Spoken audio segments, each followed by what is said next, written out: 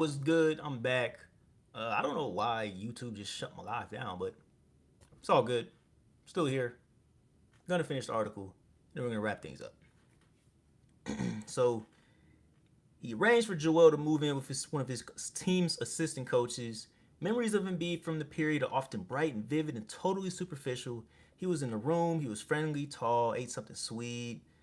Didn't seem to be paying attention until sharp quip, surprising people, beloved missed. Okay. Nothing was above Embiid's suspicion, not even evaluations of his talent. Didn't know he was going to be a D1 player, which is kind of crazy to me, says Freddie Bitondo, a friend and former Rock teammate. Yeah, that is kind of crazy to think about because I guess, well, maybe Embiid, it wasn't crazy, but from an outsider watching a 7 footer and probably watching him be dominant, he probably had no idea. But Embiid probably had no idea himself, but someone watching, they're like, yeah, oh yeah, he's legit. He would tell me stuff like, if basketball don't work, I'll just go to school for 4 years and find a job. That's actually wild to hear from Embiid. I'm like, dang, he's just gonna be a regular dude. Like imagine like the number one player in college. Like imagine if Cooper Flag was like, yeah, man, if basketball doesn't work out, you know, I'll go get a job at FedEx. Like, other guys are probably telling him, like, bro, you don't go to the NBA. And I'm treating him like, yo, you're killing us in practice. What are you talking about? I'm like, yeah, bro, like, what do you mean? Bro, nah, like, bro, you're going to the NBA, man. When he arrived at Kansas, Embiid was convinced he would redshirt as a freshman and spend 5 years in school. Wow. You're going to be the best guy I've ever had, self-told Embiid. By the end of his freshman season, Embiid was a projected number one pick. He went to self and confessed he didn't feel ready. Wow. He didn't know how to eat healthy. He didn't even know how to drive. Now, mind you, so this is obviously about Embiid. Now, on the flip side, Ben Simmons, I remember when Ben Simmons went first overall, he literally stopped going to class. Like I don't even think he had a 1.5 GPA. So that this is like two separate sides of the process with the Sixers years ago. So it's kind of wild to see, you know. I actually decided to stay, he says. In my head, I was like, I don't deserve this. I only averaged 11 points. I didn't know much about basketball. I didn't understand how the whole system worked. Now that okay, that's a mindset perspective I can understand from him. But those closest to him, his father and Baamute and Neum, told Embiid it was time to go. He packed his bags and moved to his agent's mansion in L.A. Dang. While there, recovering after his first bone surgery, Embiid remembers returning late one night and realizing he didn't know the security code to get back inside. So he did what any teenager might do. He jumped the fence. His surgically repaired right foot still in a cast set off the intruder alarm. Bruh. Damn. That's crazy, man. He was at the time less than 3 years removed from the JV team at Montverde, where he once caught an outlet pass alone under the basket, only to leap cluelessly in the air, past the backboard, and out of. Oh, shit. Damn, bro. His life was being accelerated at a speed he could not comprehend, propelled by a story about himself he did not believe, supplied by people he did not trust. Wow, yeah, that is dang, that's a lot. Man, I feel very bad for Embiid, man. Like this is a lot going on. I never knew how good I was, Embiid says. What are these people talking about? What am I going to do about it? Am I going to believe what they say? Adam Silver announced Embiid as the number 3 pick in the 2014 NBA draft. ESPN's feed cut to Embiid staring blankly into the camera. Yeah, I mean, at the end, for a lot of sports is mental. So a lot of it is mental. Basketball, mental. Football, and football is 95% mental. So if you don't have confidence in what you do, it can change a lot of things for you. So that's what I'm seeing from Embiid while reading this article. Like he like many other young up and coming athletes, he has a lot of voices in his head and he doesn't know who to really turn to or who to really trust and rely on. And you know, as a former athlete, I can also relate to that a little bit cuz obviously you want things to work out for yourself, but you're under a lot of pressure, especially with a guy like Embiid who like obviously many people around Embiid knew that he was going pro. That they saw how much skills, talent, potential that Joel Embiid had, but that all the constant pressure on Joel Embiid, and all the different things about his family, his upbringing, the story about how his parents left him behind when they went to France, like all those different things, all those different personal things, it weighs on you when you're an athlete, when you're on the court, when you're on the field. So it's like, man, from Embiid's perspective, he's like, who do I trust? Who are you? Who are these people? And as a result, that's why he remains in the shell. He doesn't open up to people. He seems confused, Bill Simmons, on an ESPN columnist at the time, said on the broadcast, "Get Joel some coffee." That's just dense. Now that we know what we know about Embiid, like that's just like honestly saying something like that is just tone deaf. Embiid later explained that the tape was delayed and the broadcast eventually played his actual reaction. He pumped his fist and smiled, but in some ways he was never fully caught up to that delay. Yeah, it's just, I mean, he obviously, it seems like he's just not what many other people expect from him, and he doesn't know like how to. I guess it seemed like he just didn't know how to cope with it. Embiid and the 76ers waited 2 years for his foot to heal. Reports at the time claimed that he hadn't taken his rehab and nutrition seriously. His third year in the league, but first on the court, was cut short by a meniscus tear in the same left knee that troubles him now. Man, a couple of weeks after the Sixers shut him down that season, he jumped on stage at a Meek Mill show, ripped off his shirt, and danced to the song of Cheers. The 76ers president of basketball operations at the time, Brian Colangio, scolded Embiid publicly. Embiid had crossed the line perception wise. I guess, man. The following season, 2017-18, he was recorded eating a burger courtside while having his foot rubbed by a trainer before a game. An early iteration of the Embiid discourse emerged. Joel's lazy, he doesn't care. Yeah, see, yeah, no. See, here's the thing. As a former athlete myself, I can tell you, bruh, athletes they eat they eat much worse than burgers, bro. Like a burger, that's just like the tip of the iceberg, bro. I remember playing football, seeing the basketball team in college. Dog, we in the calf, drink. People was eating ice cream after practice, eating cookies. I'm like, bro, like a burger is. I can assure you, a burger is nothing. And then it is, bro. I can absolutely tell you, Embiid is not the only person that eats a burger like in the NBA, bro. And this isn't like a Luka or Jokic or Embiid thing, like, bro. I'm sure, like, bro, it's top to bottom, man. So to just see that and just have the discourse go, oh, he's lazy, he doesn't care, when he's obviously, rehabbing. That's that's lame, bro. Like that's like I could see why he thinks the way he thinks. Just like,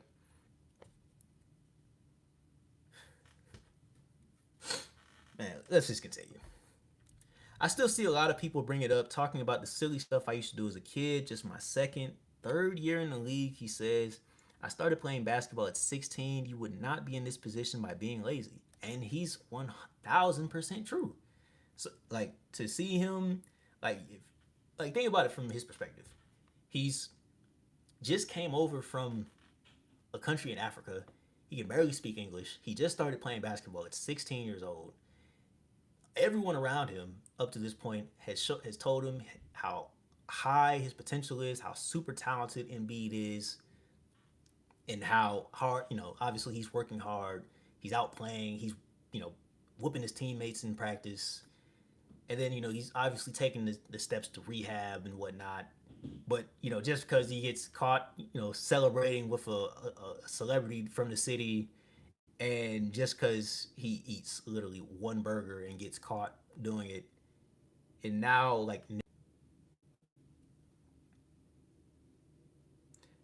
and now narratives around him being lazy or whatnot. It's like, bro, like that's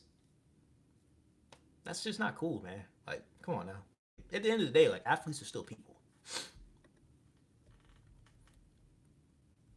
Starting starting so much later than everyone else, having to learn the game at the rapid rate that I did, coming to a new country, not knowing the language exactly, learning a different culture, adjusting by being by yourself, that would not happen if you weren't focused. And that's 1,000% true. Like, come on now. Like, this is like the fact that whoever saw this and just crafted a narrative around that, in which I will say that if this happened in 2025, I can 1,000% guarantee you that NBA Twitter, Reddit, Instagram would be much worse about this. Even with people feeling sorry for Embiid now because of this article from what I've seen, but still like it's still something that just has to be addressed, has to be discussed. Like forming narratives when you don't have all the information present is just not the right thing to do. Like it's come on now, people just gotta do better. Starting, I ask him in what ways he is responsible for being misunderstood. Go through all the media narratives, and Embiid says, I haven't been paying attention, so I don't know what's happened. Yeah, I mean, there's a ton of narratives, man. He's kidding, of course. I'm expecting him to smile, but he doesn't. Instead, he repeats himself, his voice more urgent. Go through the narratives. Joel makes excuses. It's not making excuses. When you're hurt every year and everyone knows it, it's the truth, he says. Now, do you believe if he was 100%, does he have what it takes to have a chance at winning? I think a lot of people believe that because I've shown it in the regular season when I was healthy. And that's true. Like I started off the stream saying, people don't like Embiid because they think he's soft. They think he sits out. He's injury prone. He's, makes excuses, because of what he came out and said at the beginning of last season, how he's not going to play back to back. In reality, like, obviously some people think he's faking injuries. And that's just not cool to think, to say, you know, but it just sucks to see, as a fan, as a viewer, it just sucks to see someone have like pretty much almost half, or if more than half at this point, more than half their career on the court just taken away due to injuries, man. Now he's the one leaning forward. What if I did this and I was like, you know what? I'm just gonna chill all season and coast and average 25 or 20, and in the playoffs I go average 30. Would that make me look great? Probably. If I went from averaging 23 to 30, a playoff riser. Oh my God, Joel, Jordan, whatever. Nah, that's an interesting perspective. But I do like that he's touching on like that mentality of like coasting through the regular season. I do like that. The Brooklyn series 2 years ago is a perfect example. Double me everywhere at half court. As soon as I had the ball, that coach was like, go get it. Guess what? I was fine with it because we kicked the ball out, we made shots, and we won. But guess what it did? It lowered the stats. So if that's the narrative that's out there, I'm okay with that because I know what I'm going through and I know what's going on. And no one is in my body to understand what I'm going through. And that's true, man. Like at the end of the day, like we as me, the media, they can people on Twitter or social media, they can say all they want, but like, bro, none of us are 7 feet. None of us play basketball, and if people do play basketball, they're just not good at it. They're not good enough to be in the NBA. So they don't. So we don't know what they see, what they're going through, and I like that Joel Embiid is touching on this, man. What other narratives, he asked? Joel cares too much about individual awards. If you are in a position to win an MVP, I don't care who you are, you're going after it because I never believed I would be in this position. First of all, second of all, when I got to the league, I thought, yeah, maybe I'll give a chance to be a great defensive player. I never thought I was going to be this good offensively. I mean, yeah, like I could definitely see that, unless like you're someone that's betting on them, that's putting parlays or betting on themselves, in which like, bro, get out of here with that. But yeah, if I can 100% see this, like if you're an NBA player, of course you want to, or if you're just, or we don't even have to make this like about sports. If you're working at a like in corporate, if you're working a job, of course you want to be recognized as the best person in your office or in your job. Like so, you know, of course you want to win MVP, whatever sport. So I get it. His thoughts drifts back to the playoffs. Irritated. You're basically saying that he's playing harder in the regular season than he's playing in the playoffs, which doesn't make sense because if you look at the minutes rise, and you're playing harder and you do more on both ends of the floor. True. He takes a detour in the postseason plus minus numbers, which measure up with the greats of the game, then chides himself for sounding like his trainer and confidant, Drew Heinlein, who 13 minutes into a phone call sent me a link to Embiid's playoff stats. Oh man, he's pulling receipts. You got to see it. One more I ask, yeah, I want it. He says, Joel is talented but doesn't have the extra intangible stuff it takes to lead. Mm,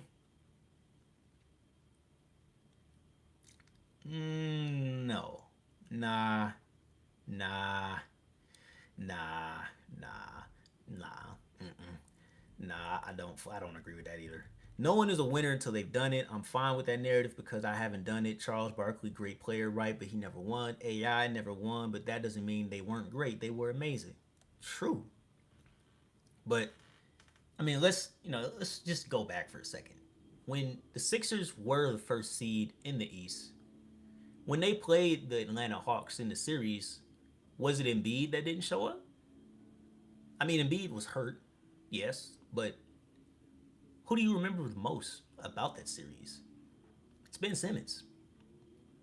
I mean, obviously Embiid was the leader, but bro, like Ben Simmons literally, he, you could say he damn near threw the game away, man. It's like I said, like Joel he's been the leader of the process this whole time, man. Like yeah, he's super talented. I, you know, the thing with many people, it's just been how he's just injured. It's not about if you're talking about all the extra intangible stuff. Like no, man. Mm-mm. Everyone leads in their own way. I lead on the court. Over the years, you also grow, learn a lot. If you ask my teammates now, they tell you a way different story than my teammates couple years ago. Because years ago, I was nowhere to be found. Interesting. I don't know, he says, briefly leaving the battle against his critics to look inward. I think it all goes back to how I was raised. I don't want to say lonely, but I came to the States. I was alone. I always taught myself to not trust anyone. Yeah, that didn't mean that sucks to see, man. Not to like you don't even trust people on the court, on players in the team. That sucks, man. But yeah, he's dealt with a different ton of injuries. By the summer of 2014, the Sixers were a year into then GM Sam Hinkie's process. At that point, all Hinkie had produced was injured big man Nerlens Noel, Nerlens Noel, and a flawed soon to be traded Rookie of the Year Michael Carter Williams, who couldn't shoot. Dang, bro, I remember those guys, man.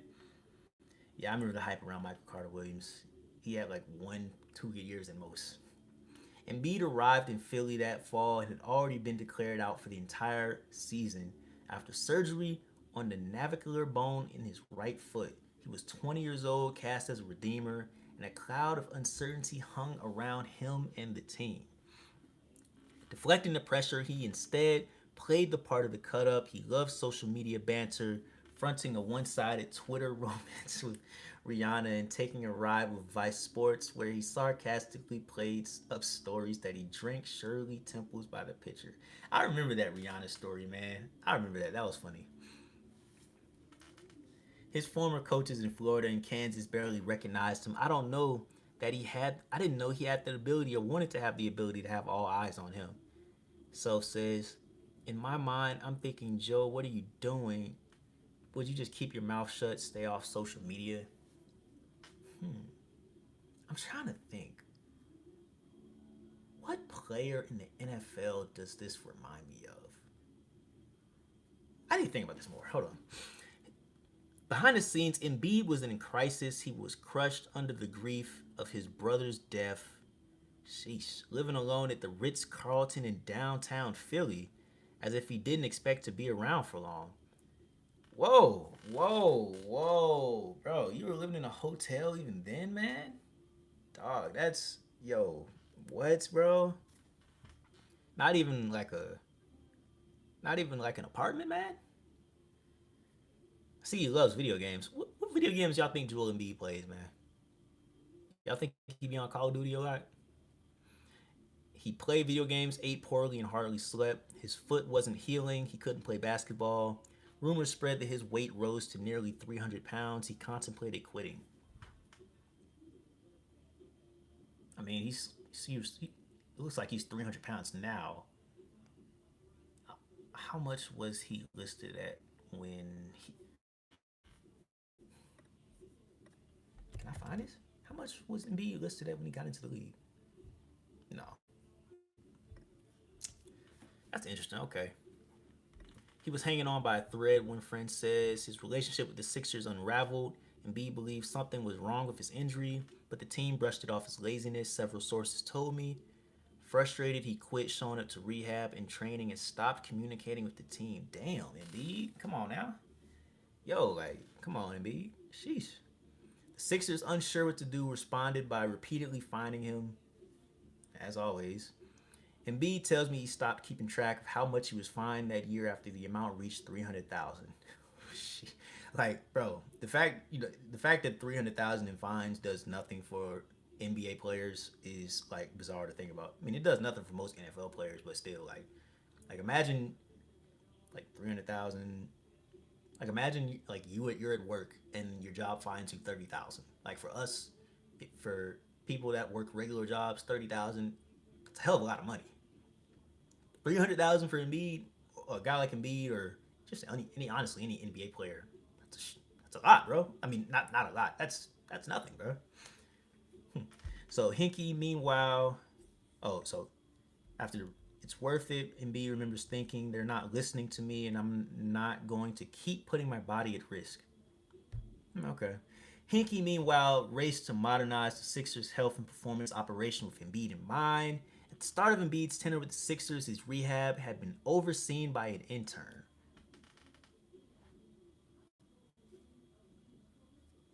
Overseen by an intern.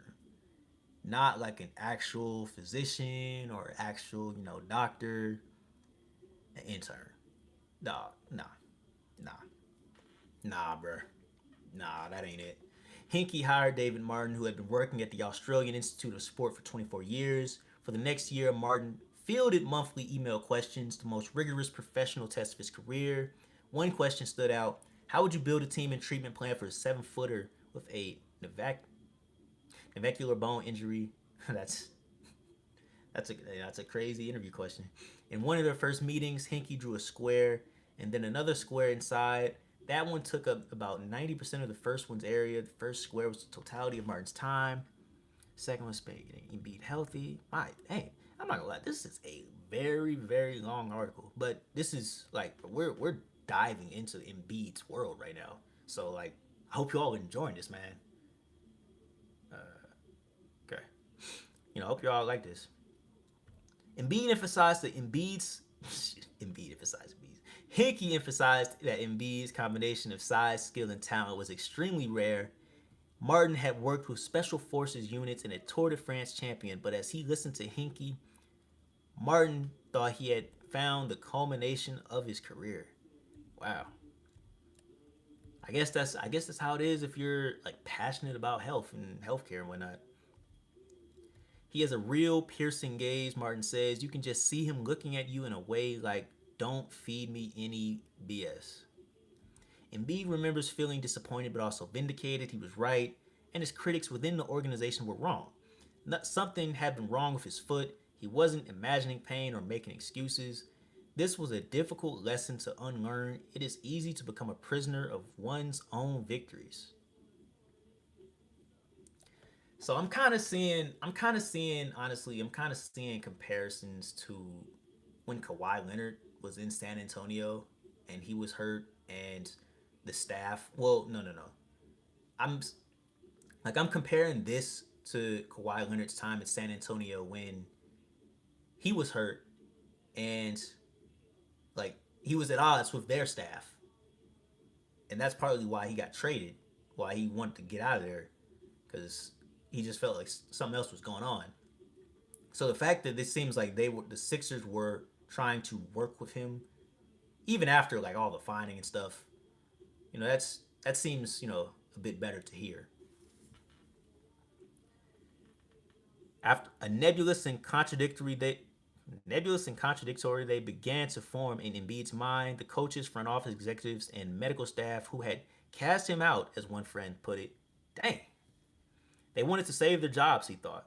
They wanted him to play hurt, to prove themselves right for drafting him, to prove themselves right for not wanting to draft him, to sell tickets, to show that he didn't sell tickets. They would be just as happy if his career lasted 18 months or 18 years. See, that's like the messed up part about the business side of sports. Cause like, bro, if you're hurt, yeah, of course, like sit out, man. Cause at the end of the day, like you still need to take care of yourself, man. And plus, for like up to this point, Embiid's super young. He's just getting into the NBA. So for people on the staff to pretty much straight up say that they don't, pretty much say that they want him to play hurt just so they can prove themselves right for not wanting him. I'm like, bro, that's like self-sabotage. That's self-sabotage, man. Why even draft him in the first place? Like, come on, man. Like this is honestly super lame to hear. Like, you want the guy to play hurt. You want the guy to go out and hurt his foot even more just so he doesn't play up to par. Ugh, it's lame, man.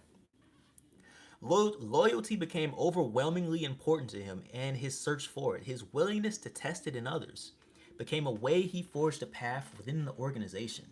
He remained in a protective bubble, amassing and shedding adherents.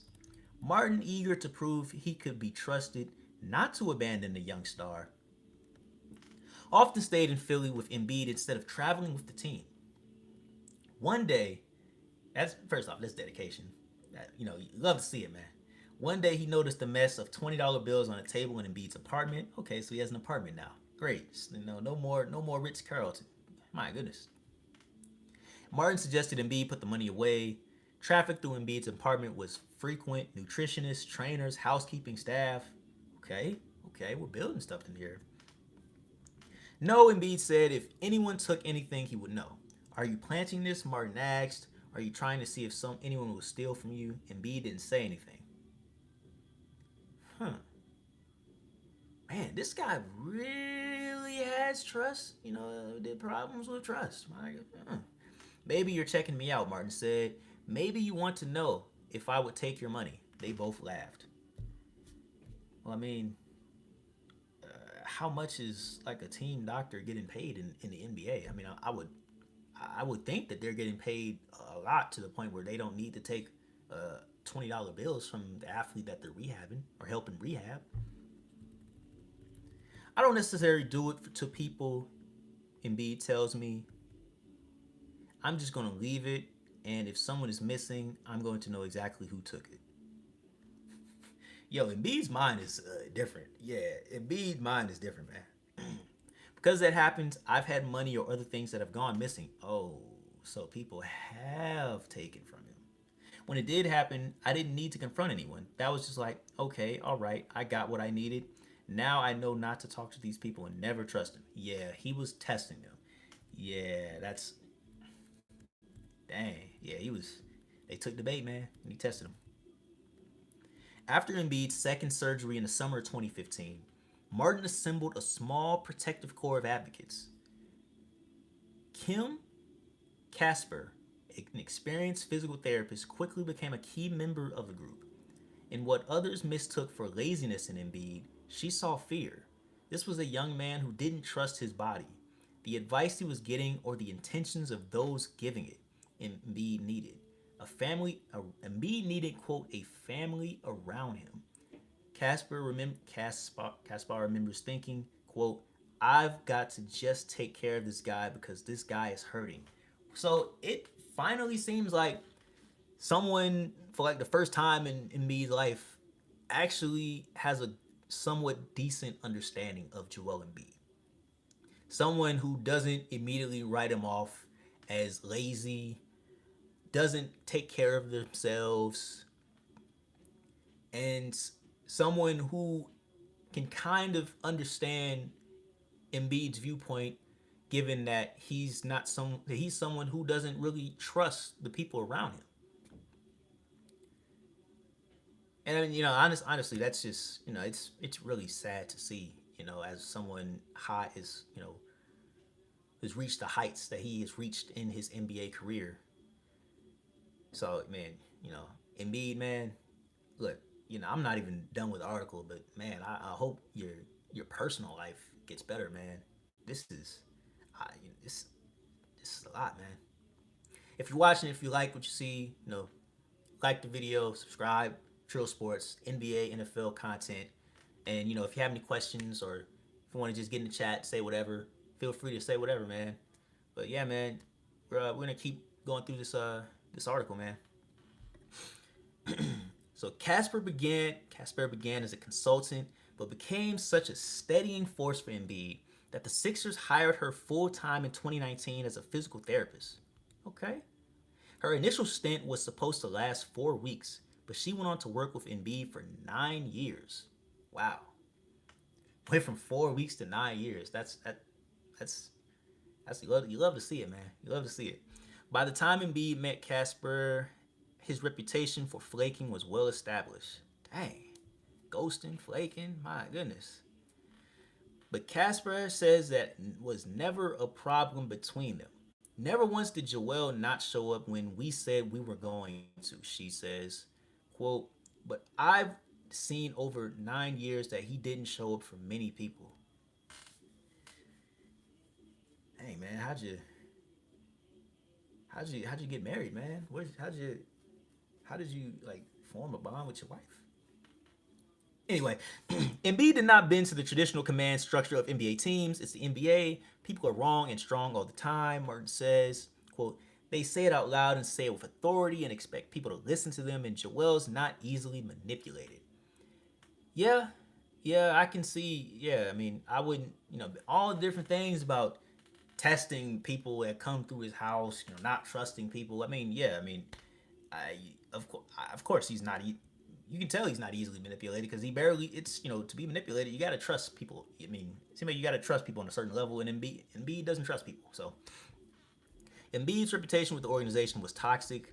Everyone was talking: training staff, coaches, massage therapists, reporters, even interns whose main activity was snagging rebounds. Dang. Dang, even the interns had a problem with Embiid, man. My, sheesh. That's crazy, man. Quote, people whisper in hallways, Martin says. Embiid was an enigmatic giant, his face shrouded in a hoodie, shuffling slowly and wordlessly, appearing and disappearing, it seemed, on his whim. He just wouldn't talk to anyone on the team.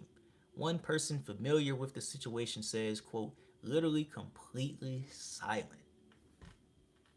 Man. I guess I can't really, like, I don't know, man. I can't relate to this. But then again, I don't play in the NBA, so, sheesh. I don't think I've ever seen anything as far as like trust issues go. I don't think I've ever seen anything like this from anyone, any athlete, to be quite honest. Things got so bad that Martin drew up a confidential survey for the members of the performance department. They were asked to answer multiple choice questions about several players, including Embiid. Do you think this guy will ever be an MVP? Question mark. An all-star or a starter on a championship team? A rotation player? Do you think he'll end up in Europe? Okay. This is why, like, bro, man, this is some real deal gossip stuff in the organization. The results were dismaying.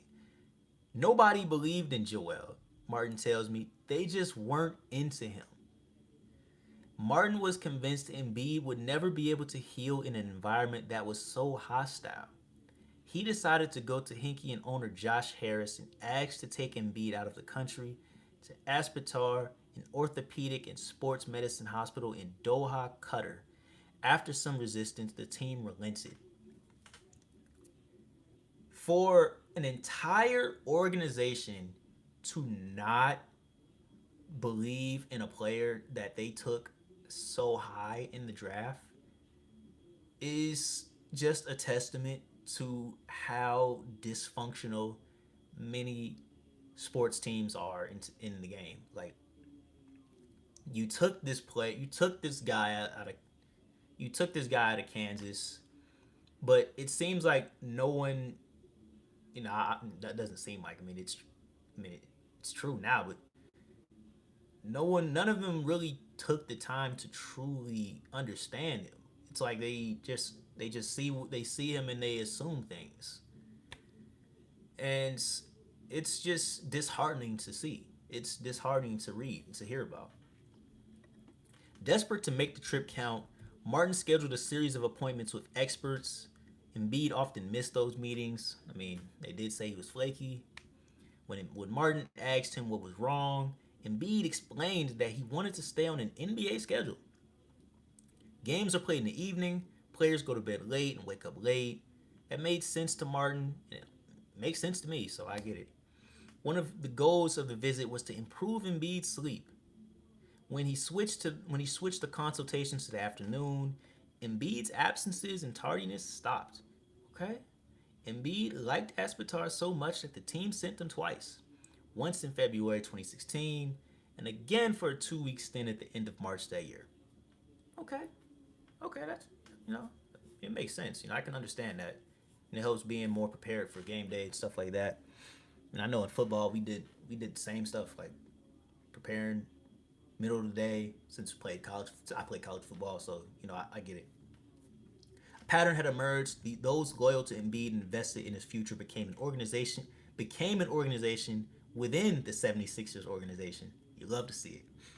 Embiid's allies saw him as wounded and gifted and alone and in need of reinforcing. Martin, trying to understand how to work with Embiid and explain his behavior, started reading in depth about working with gifted children. They flattered his proclivities. He did not communicate, so they became his go-betweens, covering for his tardiness to get the most they could out of him, if not always the best. That's an interesting way to go at this, using gifted children. That's interesting. I probably should have just been like, "Get your ass up off the table and get off the floor." Yeah, good luck saying that to a 7 footer. Caspar says, but I didn't do that because he would have maybe gotten off the table and walked into the locker room and done nothing, so I couldn't risk that. Yeah, I totally understand that. So yeah, don't do that. I asked Martin if he feels now that he might have coddled Embiid during his critical early period of his career. Coddled. I mean, after all the other people in the organization treat him, I mean, maybe treating someone fair and right for once. That's not coddling, man. Joel is really unique, Martin says. When you sit with him for a bit, it feels like you don't need to play by all the rules. That's funny. There's a lot of weird rules in the NBA, and there's a lot of things that are culturally expected in the NBA. And they're really designed to make owners feel comfortable, and general managers feel powerful, and coaches feel intelligent, and support staff feel respected. Okay. I don't know if I'm being perceptive, Martin continues, or if I'm creating an elaborate justification for him. I'm on Embiid's side right now, man. So I don't know. Years later, it's difficult for those who surrounded and supported Embiid to parse between damaging him with indulgence or saving his career. If you really went back to the past, you were there in those moments. You would know him being in the league, and becoming an MVP is a miracle. One member of Embiid's circle says, there are top coaches, there are top league executives who did not believe he would step foot on the court again. Yeah, I can definitely see it. Yeah, it's him being a hit with him being a miracle, becoming an MVP, given how little trust his organization had in him, given how hurt he was in the beginning of his career. And like we've seen many players get their careers derailed. Greg Oden, Derrick Rose, just there's a ton. Brandon Roy, we can go on, but so I can understand that, but it's it's also like being a quarterback in the NFL. If a rookie quarterback that gets drafted in the NFL, if they're not supported the way they need to be supported, they're gonna fail. And for example, when Justin Fields was with the Chicago Bears, you could tell from an outside perspective that the Chicago Bears didn't really want him. They didn't really give him the support that he needed. And as a result, you know, whether you like Justin Fields or not, it didn't work out with Justin Fields and the Chicago Bears. They moved on from him, they got a new guy, but still, just comparing this, it seems like that could have also been Joel Embiid. If everyone in the Sixers organization turned on Joel Embiid, yeah, we would have never had an MVP. He'd probably be playing basketball in Cameroon. So the fact that we got to see the perspective of someone who did take a chance, did help support Embiid in the way that he needed, like that's great to see, man. Even with all the things that fans or other people may not like about Embiid. So if you like what you see, if you like what you're hearing, feel free to like, comment, subscribe, all that good stuff. I sat with 76ers coach Nick Nurse and president of basketball operations Daryl Morey in a sunny conference room at the team's practice facility in Camden, New Jersey. It was a late morning in early April, and the players trickled in for practice. There were only 5 games left in the season. The Sixers will lose 4 of them, finishing 24-58, the worst record since 2016, the year before Embiid's debut.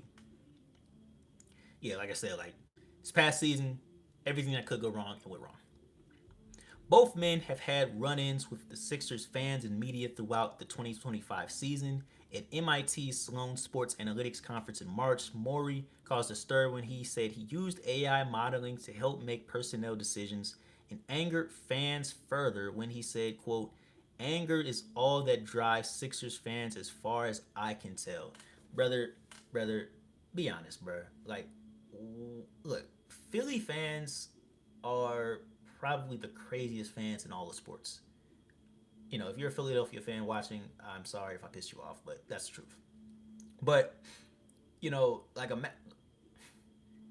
just the thought of just using AI, imagine if the Philadelphia Eagles said, yeah, we use Chat GPT to help us with our daily football operations. Like, what?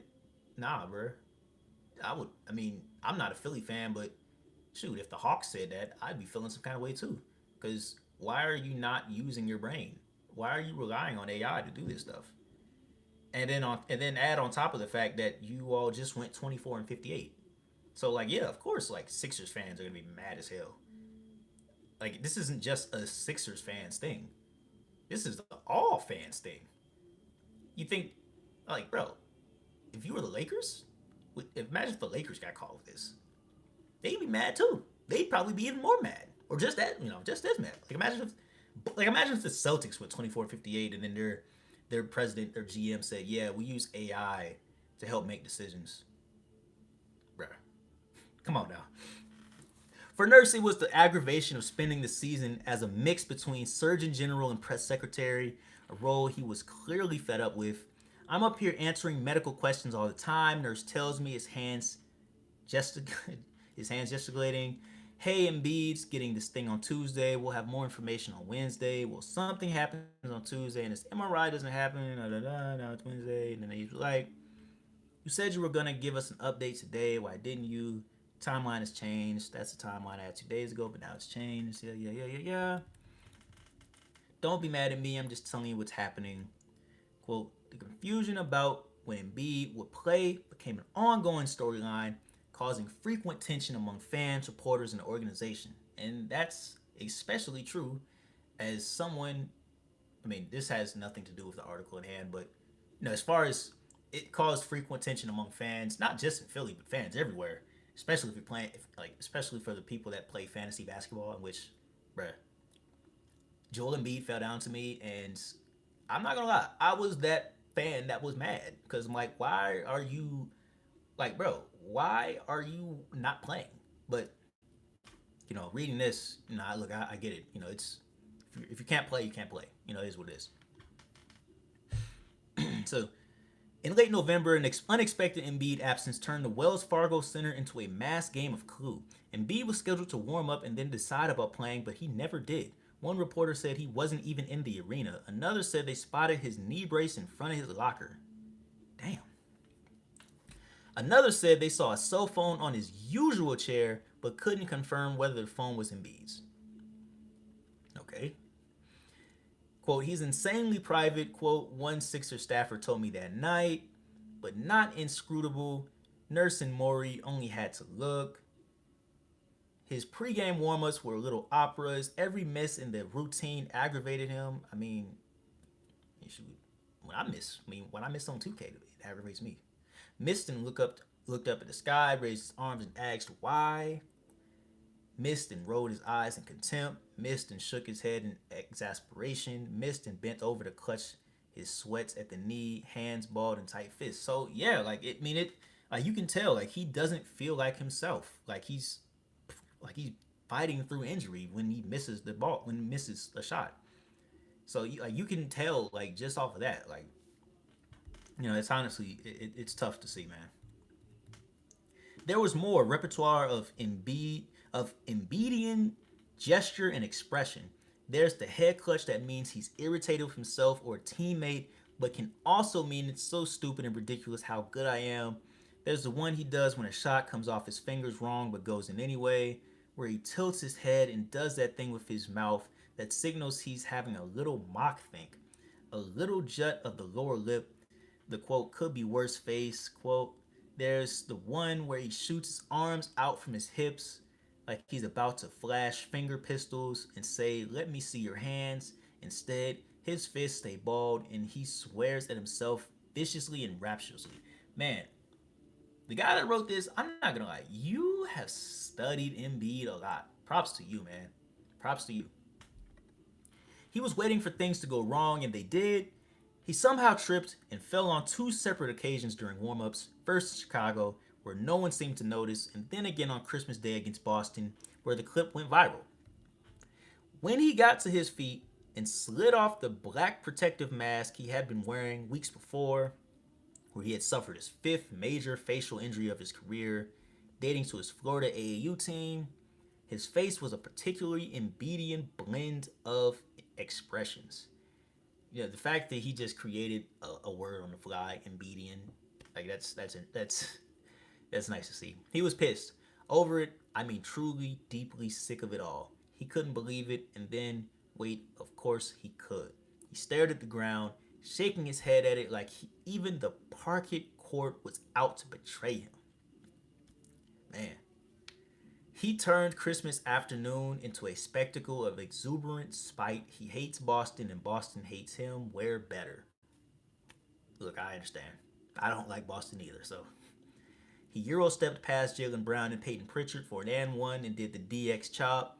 He drained a 3 right before halftime and swung his arms into an up yours gesture.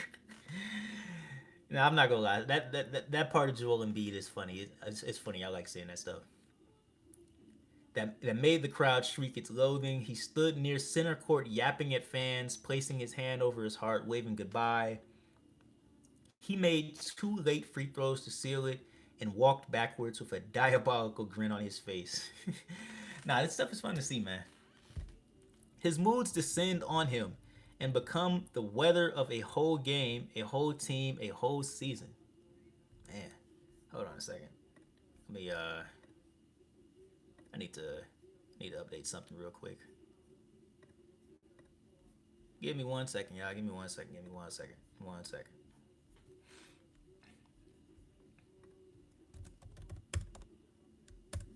One second. 1 second. 1 second. Drop your take in the comments if you like what you're seeing, like the video, subscribe for more. Hope you're loving me following along with this article. But man, this is we're seeing a side of Joel Embiid that we have never seen before. Like this is like a true deep dive into like athletes that we just don't get all the time. So I'm loving this. I think people forget he had a real injury at Golden State, Nurse says, but leading up to that point, he was playing the best basketball of his life. He was some of the best basketball we have ever seen. The Sixers were 26-7 with Embiid in the lineup before he injured his left knee at Golden State in January 2024. He was averaging 35 points in 34 minutes, outpacing Wilt Chamberlain's 1962 season and on his way to becoming only the second player in history to score more than a point a minute. He scored at least 30 in 22 consecutive games, the fifth longest 30-point stretch in NBA history. He tallied 16 straight games with at least 30 points and 10 boards, tying Kareem Abdul-Jabbar for the second longest streak. Like I've said multiple times, when Joel Embiid is healthy, nobody can stop him. He's dominant. He didn't win the MVP on accident, even if you think he shouldn't have won MVP. The scoring titles he's won are not on accident. When Joel Embiid is healthy, he's dominant. But that's the thing. When and if he's healthy, unfortunately. In December 2023, the Sixers were 8-1 with Embiid on the floor. He averaged 40 points and almost 13 boards at a comical 60.6 shooting rate. Like the fact that this is look, like whether you like Embiid or not, he's an all-time great. The fact that we've lost half or almost half of his career to injury, it sucks, man. It sucks to see, man. There were statement pieces too, a 51-point, 12-rebound performance in a late December dismantling of the Minnesota Timberwolves. Then in January, a breezy 70-point game. 18 rebounds, outbursts against the Spurs. The old-fashioned way, he made one of his 2 threes. Rookie Wembanyama, by the way. Embiid missed the next 2 months after the Golden State game, recovering from a meniscus surgery on his left knee. He returned late in the season, clearly hobbled to make a playoff push. The Sixers won their final 8 games and qualified for the play-in, beating the Miami Heat and moved on to a first-round series against the New York Knicks. Look, even with all of this, you can't, just to go back for a second, you can't be surprised that Joel Embiid said that he was not going to play back-to-back. You can be mad, you can be pissed off about it, but all these different injuries, you can't be surprised about it, man. Embiid looked dominant early in Game 1, starting 4-5. In the second quarter, he pump faked, then stepped through and chucked the ball off the backboard, leaping past Mitchell Robinson to dunk the ball over OG Anunoby. It was an incredible, audacious move, an all-time playoff highlight until he landed and his knee wobbled and collapsed onto the floor. Yeah, man, that sucked to see. I remember watching this series. Got the ball, got into a dunk, and then it's like, yeah, he just got hurt again. As he lay on his back, an overhead camera showed him with his hands clasped on top of his head, the left side of his face frozen. He made an improbable return in the second half of Game 1 through the 76ers' loss, and after a controversial loss in the final seconds of Game 2, Embiid conducted his post-game interview at his locker with his head bowed and his hand over his brow, trying to hide his facial paralysis. It's like he knows the narratives that's going to get pushed about him. He knows for sure. He was defiant, bristling as one reporter asked him a question in French. I'm not talking in French. Come on, man. Why are you like, come on? Embiid said, cutting the reporter off. He promised the 76ers would win the series. I'm like, bro, like, come on, bro. At that point, he probably just felt like he was doing too much. I mean, which he was, but come on, man. Just talk to him in English. But the pressure of his rushed return from injury was starting to tell. He had been diagnosed with Bell's palsy days before this series started after he began suffering migraines. Migraines suck. I had a concussion. Migraines suck. He was short of fitness because of the injury, visibly limping, worried about the integrity of his grotesquely swollen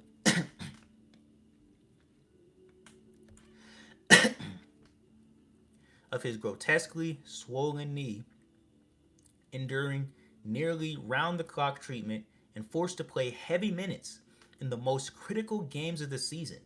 His vision was blurry, his head ached, he was hardly sleeping because his left eye would not close. My goodness, this brother is in hell. Like, sheesh, bro. That's a lot to deal with, man. Casper began running Embiid through a battery of exercises to help him reorient himself in space, to move his whole head, to scan his surroundings because his eye couldn't move in the way he was used to. Bro. I was sitting next to him in the locker room. His former teammate Nicholas Batum told me I saw his knee before every game, after every game. Fourth quarter yelling, why the Batum in? No, that's random. My fault. I just had to get off my head. Batum shook his head. I saw his knee. He said again, I have no idea how he could even walk. Sheesh. Embiid doesn't know how he managed to keep playing. Hanlon would ask him after every game if he was going to keep going. I was like, no, there is no chance, Embiid says. Hardly anyone knew how bad it was.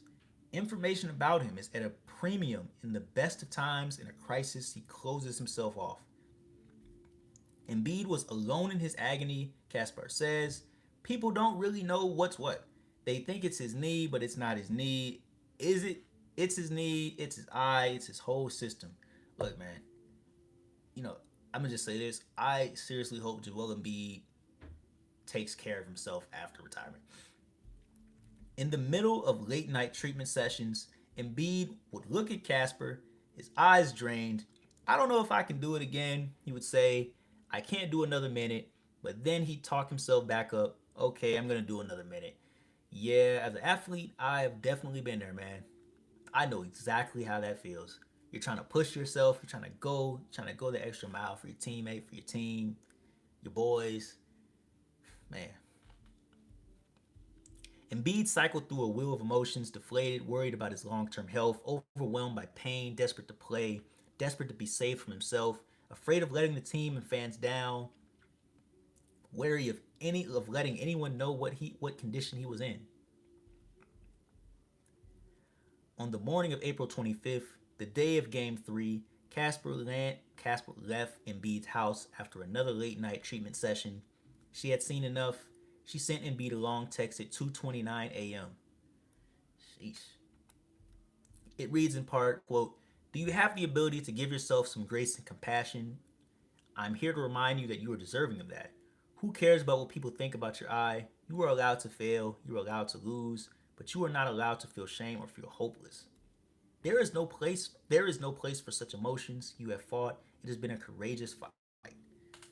Now imagine receiving a text like that from, someone who cares about you, who seems you can trust. You get a text like this, and meanwhile all your fans are on social media talking about how injury prone you are, or how you don't do enough, lazy, always injured, not playing at your best. Man, this is why we gotta, as people watching the game, we gotta be more conscious that these players, these guys we're watching on the court, they're not just robots. They're not just players. Like, these are people at the end of the day. She tried to give him an out, worrying his efforts have reached crushing proportions. She urged him to play under a hard minute restriction, even though it was the playoffs. Yeah, that's tough. Maybe we discussed it with the team. Joel wants to go out there and give everything he has, but the team has to put a hard minute restriction has to put a hard minute restriction on you, limit you to 25 minutes. Regardless of his decision, she promised, "You can do anything, and I am with you no matter what." A minute restriction in the first off, I understand her perspective, and I'm with it. But imagine in the playoffs, just imagine just imagine how bizarre the discourse would be around a superstar player being on a minute restriction in the playoffs. Like you would check ESPN, Undisputed, all the different sports outlets, and they would tear Embiid apart if they heard about this. Even not just them, guys on social media, you'd be seeing tweets, subreddits, tearing Joel Embiid apart. Oh, my superstar is on a minute restriction in the playoffs. He doesn't want it bad enough. And that's just like the nice thing. Like you would be saying even crazier stuff than what I just said. She didn't hear from him that morning or afternoon. He showed up at her treatment table in the arena at the usual time. She started getting him ready. She handed him her phone. Quote, "Did you read this?" Quote, Casper asked. Yes, Embiid said. They shared a look he was going to play. Embiid scored 50 points that night in a must-win Game 3. You love to see it. Playoff career high. The Sixers lost that series in 6 games. Embiid averaged 33 points, 11 boards, 6 assists. He had nothing left late in games when the adrenaline wore off and the pain took hold. "I knew I only had about 2 quarters," he says. "My body was just like, nope, that's it. There was nothing I could do. I shot probably like 10% in the fourth quarter." Sheesh. Embiid looked back at the series with ambivalence. In those situations, you wish some of the people upstairs kind of had your back and were like, "This is not okay. You're not playing." I mean, yeah, yeah. Like he had someone in his court in his camp that did look out for him. "I've had to stop Joel a couple of times," says Martin, who left the team in 2019. "When he gets in the competition mode, it's really difficult to have a meaningful conversation. And that was before he was super famous." Embiid worries that too often he's made the wrong call, allowed himself to be coaxed, but coaxed back to the court too soon, pushed himself because of what type of player and person he wanted to be, taxing his body, leaving him vulnerable to repeat injuries, and this is one of the feelings he's been trying to unpack in therapy. Man, being in not just physical but mental therapy over this stuff, man, that's a lot, man. It's basically damned if you do, damned if you don't, because if you don't play, then there's this whole narrative. "I never cared about the soft comments Embiid tells me on the phone. All I care about was team and my teammates. I never wanted to feel like I was quitting on them." And obviously, that goes back to the whole thing in therapy about not wanting to disappoint people. Ultimately, I guess I made those decisions, and then you gotta live with it. Weeks before, at his home, when I brought up the Knicks series, he sounded like he had made a different kind of peace with his choices. I asked him if he was going to take steps to protect himself if others wouldn't. I hope so. He looked me in the eye and said, "We can sit here and I'll tell you I'm changing, but I know myself. I don't think that's going to happen. I always want to play." Yeah, that's that athlete mindset. That's that true athlete mentality. You're gonna push yourself through injury until you literally can't. I've been there. As a player, as an athlete, I've been there.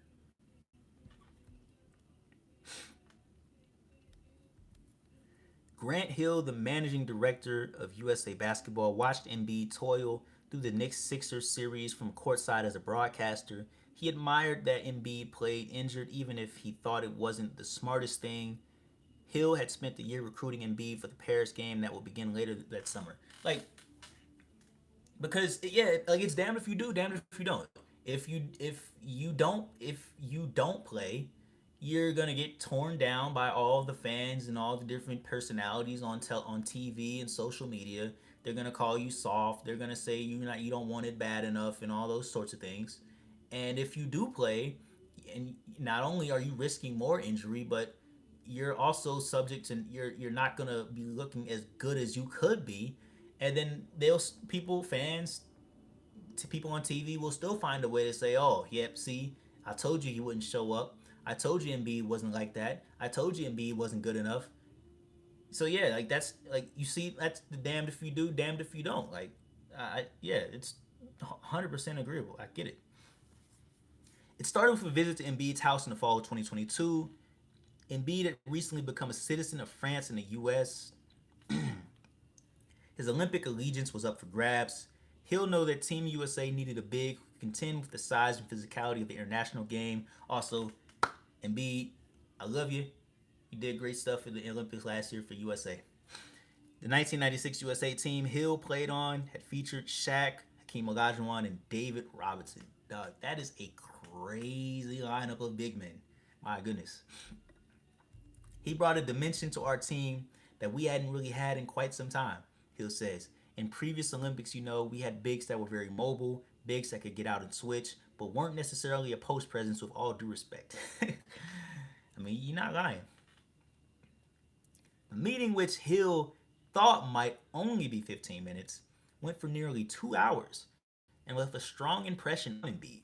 He just came to get to know me, Embiid says. I appreciated that. See, that's you could tell like Hill was someone who wanted to actually learn about Embiid, who wanted to, who seemed to care about him. And that's not something that the Sixers gave Embiid early on in his career, all up and down the organization, not trusting him or thinking he would be bad or just thinking he was the wrong pick. Hill was equally impressed. He was very thoughtful, very smart, very engaging. Hill says there was just a lot of depth. I don't know if he's accurately or adequately portrayed. He's right, though. Embiid gave no indication where he was leaning, and the two men kept in contact for the next 12 months. Hill visited the Sixers in Boulder, Colorado hotel October 4th, 2023, sneaking past Sixers beat writers. Reports had surfaced that France wanted an answer from Embiid by October 10th. Embiid resented the ultimatum. I was like, nope, you're not going to do this to me. Yep, that sounds like Embiid. Hill's phone rang the next morning. Embiid said he was going to play for Team USA. It was October 5th, Hill's birthday. That was the best birthday present I got that day. Yeah, Embiid definitely, you could tell he definitely felt like France was like trying to force his hand, maybe manipulate him, and he doesn't do well with that. When Embiid reported to camp for Team USA in early July, he was, quote, not at his best, quote, Hill says, but we were patient. We knew we needed him. He had been working daily with Hanlon and Casper by his side in the weeks leading up to the camp. By the time Team USA was in France preparing for its first match of the group stage against Serbia, Hill says Embiid was the best player on the court. Yeah, like, bro, Embiid showed up huge for us in the Olympics, man. He showed up huge. Like, bro, love it. Love to see it, man. Embiid was excited to do the little things. He geeked out about setting screens for Steph Curry. Yes, sir. But he promptly got sick, really sick, Casper says. Nobody really knows how sick. In the rain at the opening ceremonies, traveling from Paris to Lille apart from the rest of the team. He played wanly against Serbia in the first game of the round robin and sat out the next game on orders from the team doctors. His presence was vital in the medal rounds, though, especially in the semifinal rematch against Serbia. For the first and only time at the Paris Games, Team USA trailed in the fourth quarter before Embiid and Curry led a comeback. Embiid scored 7 consecutive points. Yeah, bro, like he came up clutch for us, man. You love to see it, bro. We don't beat Serbia without him. Truth, Hill says. Us being patient with him paid off. And that's the thing. If the Sixers were just more patient with him and not trusting, things would have went smoother in the beginning. But nothing with Embiid is ever so simple. He's pushing his risk of injury in a setting where he's not even gaining anything except riding tails of other All Stars, wrote one veteran Philadelphia commentator before the medal rounds had begun. Even Embiid's choice to represent Team USA was criticized. On one hand, by those who say Embiid should have tried to qualify with Cameroon, and on the other, by members of the French delegation who said Embiid had approached them about playing for France and being fast tracked to French citizenship for that purpose. It, hold on a second. It's crazy about becoming a citizen of France, especially after the story in the beginning where his family left him behind when to go to France after 12 years old. So like that to come like full circle is kind of crazy to think about. You know, I always did wonder why he chose USA over Cameroon anyway. But this story it definitely clears things up for me. As the Sixers rolled into the season and Embiid's knee did not respond to the ramp up, his Olympics moment became tarnished. A new appendix was added to the Embiid discourse. Glory seeking in Paris had cost him his health. It's just the damned if you do, damned if you don't thing, man. Like if you don't show up for the team in the Olympics, oh, they would have said he's a quitter, he's soft, he doesn't he's hurt too much, and you know because he did, now all of a sudden he gets punished for it on the back end, saying, "Oh, he's chasing other things that don't matter while he's not he's doing things shouldn't be that he shouldn't be doing." Like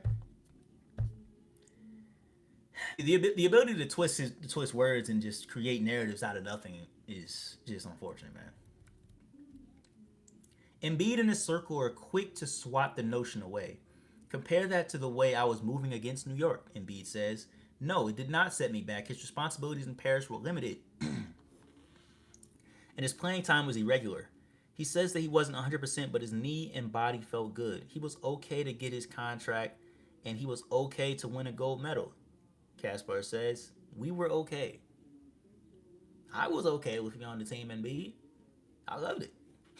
Man, like this is the fact that they people tried to spin a narrative off of the Olympics, saying that he saying all that stuff. It's annoying, bro. Like, give it a break. The 76ers faltered while Embiid missed 17 of his last season's first 21 games through injury and league suspension. Man, no back to backs, man. Injuries to Paul George and promising rookie Jared McCain compounded the problem. The public grew hungry for answers. Embiid's old doubts, the sense of spooky doom that accompanied some of his injuries, began to take hold. Postseason after postseason, a broken face, a shattered thumb, an LCL sprain, hyperextension, meniscus tears, Bell's palsy. So that's 1, 2, 3, 4, 5, 6 different injuries all at the same time, bro. That man, like at that point, like bro, do you even want to play basketball? Like you're set for life, man. You sure you want to keep doing this? Hold on, let me give it some water. Cause my voice is cackling up a little bit.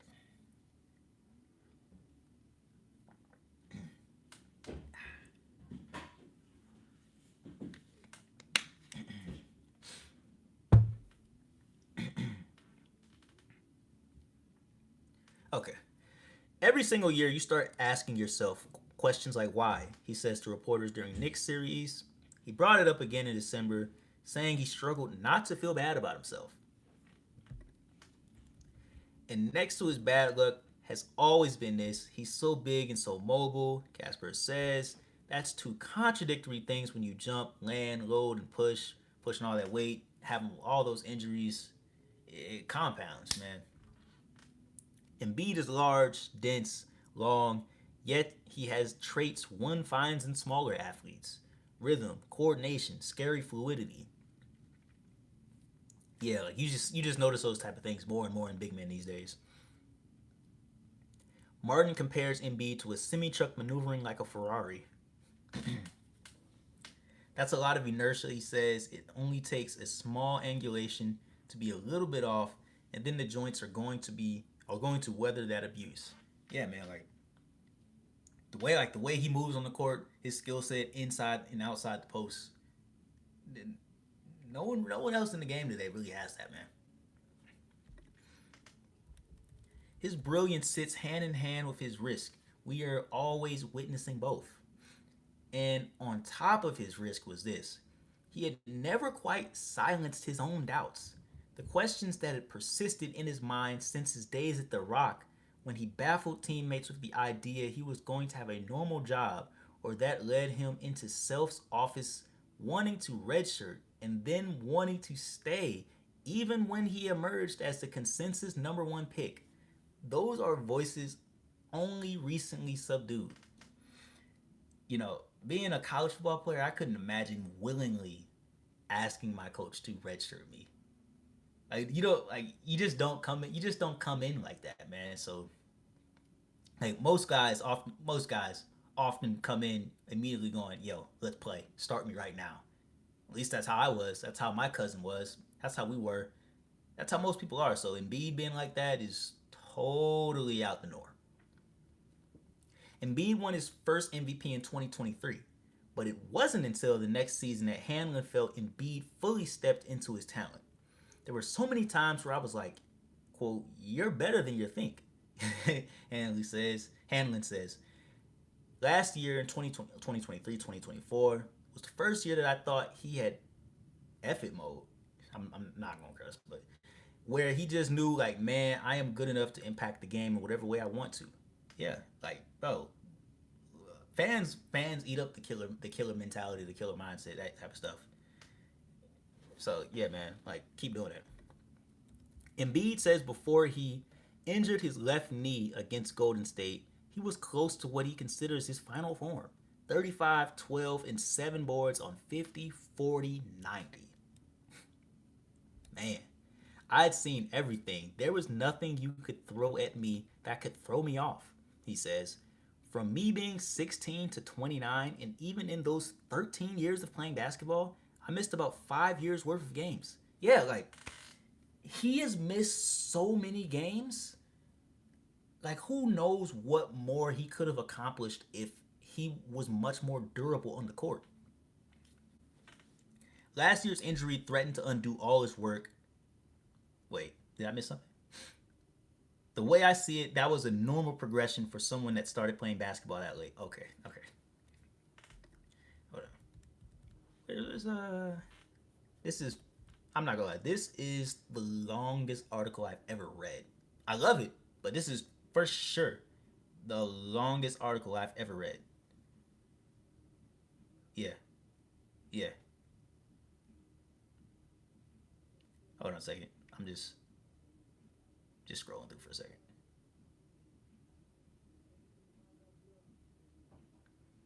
Hold on, we're getting back to it. Bear with me. Bear with me. Hold on. Almost. Slow down. Don't hate me. Don't hate me. Drop drop questions in the chat. Comment what you're thinking about the article. Comment if you read the article too. If you already read it, feel free to chime in. Tell me what you think. Like, comment, subscribe for more. But yeah, I'm loving this, man. Hold on a second.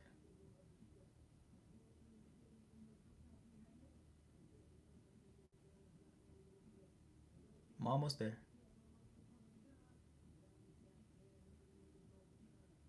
Wait. Okay. All right. Cool. Last year's injury threatened to undo all his work, not just physically but psychologically. I'm telling you that this confidence, the trust, that's a big factor. Caspar says he never really believed in himself until very recently, and he got freaking hurt. Yeah, confidence is honest in basketball, bro. Confidence is like half the game. I mean, that's not just it's not just a basketball thing. That's just all the sports and just life in general. But bro, to for someone like Embiid who didn't have confidence at first and was still great, and then to grow and to then have the confidence to begin to eventually improve the confidence and then get hurt. Like, man, that's him doing a lot of work, man. And then, like, you can see why he's in therapy, physical and mental therapy, it seems like.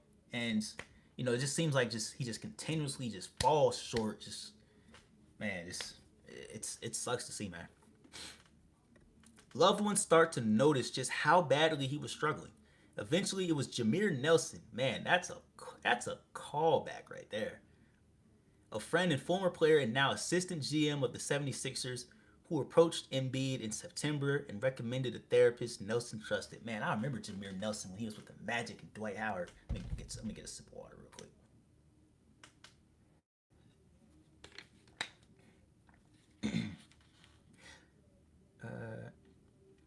Okay, cool. I was like, there's no chance. I don't believe in none of that, Embiid says. But he trusted Nelson, so he started going, and he's still going.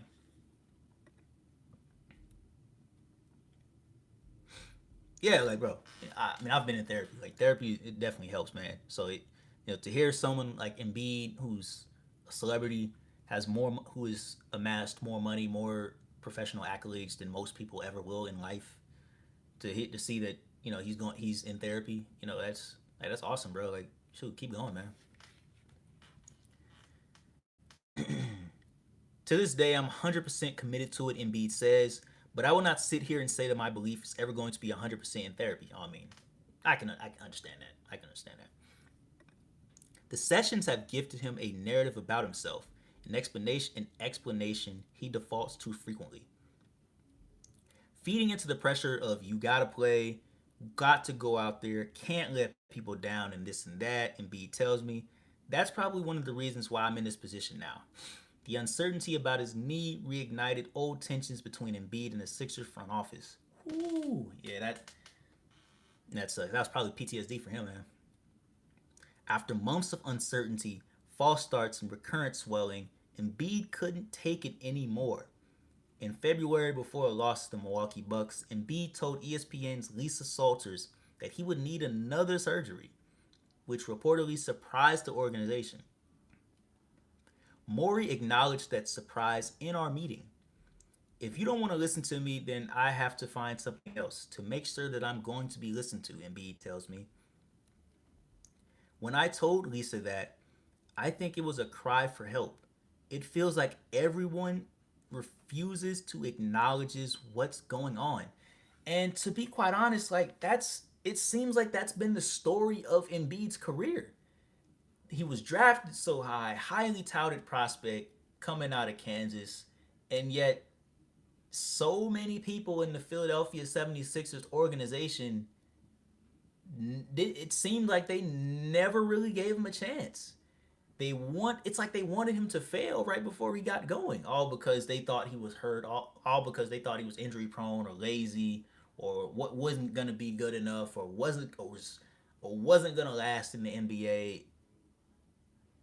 Like, why, bro? Like, he's in the building. Don't you want him to be successful? People just backward like that. I don't know, man. Nick Nurse left to run practice as Morey and I lingered in the conference room. We spoke about his job, about being in the middle of Embiid's story, when so many talk as if we're at the end, about holding a bunch of possible futures in our head at the time. That's exactly how I think about it, Morey said. Very few people get that, actually. We spoke about his job, being in the middle of Embiid's story, when so many talk as if we're at the end. Yeah, I mean, like it's unfortunate that it seems like a lot of people have written him off. They don't think he's gonna come back. But the story wasn't ending, so I asked Maury about a possible future where Embiid's knee does not heal, a future where he's never an MVP level player again. Uh oh. Uh oh. I'll say that I've thought about that future as well. Like I mean, even on this channel, like I'm pretty sure I've said that, you know, I don't think we're gonna see that level of play from Embiid again. Just it's like, bro, he's had so many injuries, man. Like, how are you gonna come back from all this? So, I'm guilty of saying that too. Morey paused. In September, he and 76ers owners bet $192.9 million against that future. A 3-year extension that will pay nearly $70 million to Embiid at age 34. So yeah, actually, I covered this in the beginning or before YouTube like cut off my stream originally, but bro, so Embiid has a player option that is $67 million, and that's in the 2029 season. So with this contract that we're getting into, he won't be an unrestricted free agent until the 2030 season, where he's 35 years old. So we got to see, is Joel Embiid's body gonna hold up? Like, is he gonna have to retire soon, and or just even like just thinking life after basketball? Like, is he gonna be able to move around, function like a normal person? It's like it's stuff that honestly Embiid needs to think about, man.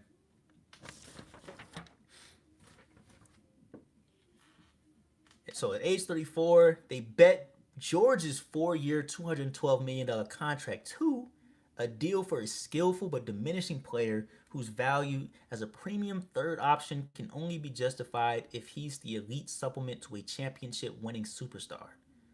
Whew. Embiid is the kind of player you double down on, triple down. You lose your job over him, disappear. Hinkie did. Hinkie's mentor Morey might get. I mean, yeah, like that's true, man. Like anyone would want a healthy Joel Embiid on their team. Anyone. If the Hawks could take a Joel Embiid that's healthy, I would say yes, go for it. Like you triple. Yes, you lose your job over a Joel Embiid that's healthy. But that's the thing. Keyword healthy. And it's just unfortunate to think, just to see, man. I take it back, Maury said. I don't think. Maury never finished a sentence. Mulling the future sent a current through his body and through the entire room. His words came apart in a laughing fit. He laughed, and the 76ers communications rep, who had been sitting in the room, laughed, and I didn't even know why. Maury stood out of his chair, walked to the door. I'm going to choose to think of the positive today, he said, and walked out. Okay. It's like just people just being weird. I don't know, man. I visit Embiid again a week after his surgery in April, enter through the same door, use the bathroom, slip on the same shoe covers, walk down the same pale hall, sit in the piano room and wait. Hey man, you got a piano room. Yo, Joel, you know how to play the piano, man? Man, we gotta see this. He's watching baseball on the phone again when he lumbers in. Yo, Joel Embiid, man, you don't gotta watch baseball on your phone, bro. Like, 11 bathroom mansion, bro. Just put the Phillies on your TV, man. I know you got a nice flat screen in there. I hope you do. He's watching baseball on the phone again when he lumbers in, his left knee wrapped in gauze. He's wearing a Team USA t-shirt and Sixers shorts and furry slides. This is his second operation on that knee in 14 months. He's already started rehab. Yeah, that sucks, man. He has a cold, his voice is scratchy, even quieter this time. He looks exhausted. I tell him what happened with Maury and then ask Embiid the same question. He gives me an inscrutable look. I'm about to stand up and leave, too, he says. And it happens all over again. He starts where we's laughing. A member of his team who has been sitting in the room starts laughing, and I start laughing. It's that awkward laugh right there. When it's over, Embiid is coughing, tears in his eyes. It's going to work out, he says after we settle. I believe in myself, believe in God. It's all about doing the right things. It's going to pay off. So there's no question of it if it doesn't work out. I like that, man. See, that's growth right there. I asked them both to look into the abyss, a future of salaries they couldn't live up to, careers they could not rescue. They both laughed in my face and said, yeah, right. Oh, yeah, this is real deal confidence right here. Earlier, I had asked him a broader version of that question. I asked him to imagine a future where he's finished playing basketball, whatever successes and failures the next few years bring. Yeah, like just what I was touching on before, life after basketball, we gotta consider like hopefully he's in a good enough shape to have a good life after basketball. He talked about escaping, traveling with his family, enjoying the fruits of his labor. His face was expectant. The end looks like y'all would never hear from me again, he said. I can't wait. Yeah, yeah, based on everything we know about Embiid, he 100% seems like someone who, as soon as they walk off the court, we will never see his face again. And to be quite honest, if being with the shoes that Embiid has been in, you can't blame him. You would you? How would you? Sorry. How would you feel if you played in an organization that originally didn't trust you, had fans that were constantly mad about you, constantly mad that you were getting hurt, people in the media, TV, reporters, newspapers, always constantly like bringing up, making up narratives about you. You and they, no one ever truly takes the time to understand you, to get to know you. And you know, I'm pretty certain that Joel Embiid is not the only athlete in the NBA, or I mean, in the NBA right now that has dealt with this stuff.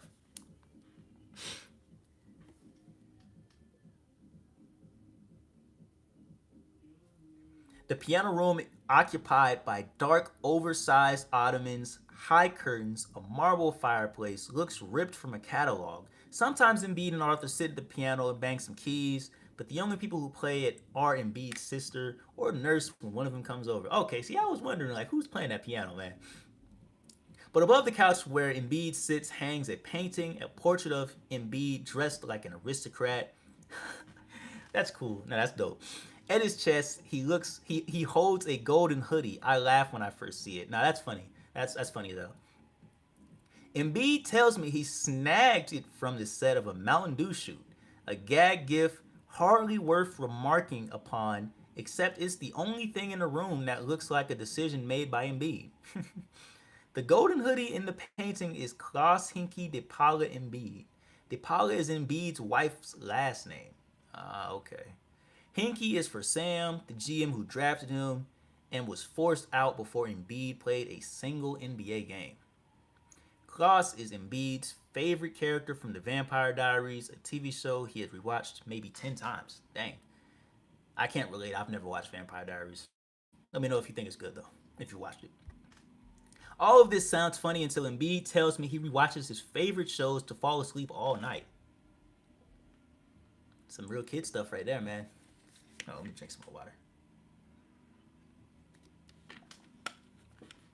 And there's no laughter left in it after I learned his dog Klaus died in October 2020 from internal injuries after an elevator closed on him.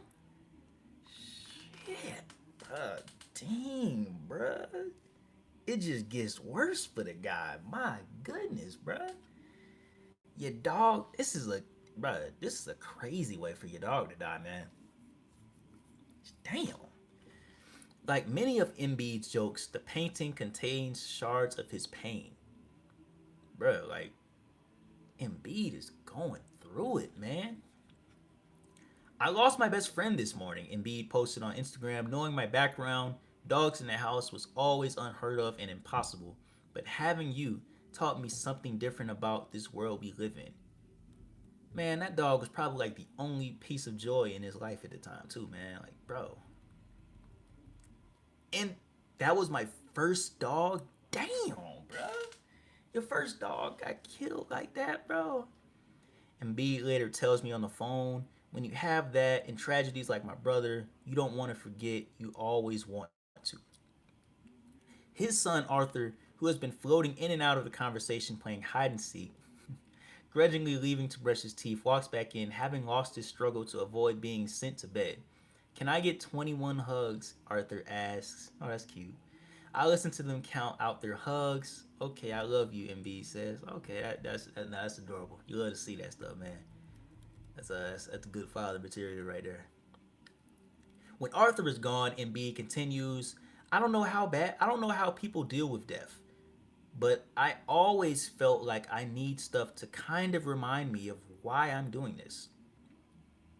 The reason why I'm in this position is because I pushed myself because of what happened to my brother. Same thing with the birth of my son. Yeah, yeah, nah, that's real. That's real as hell, Embiid.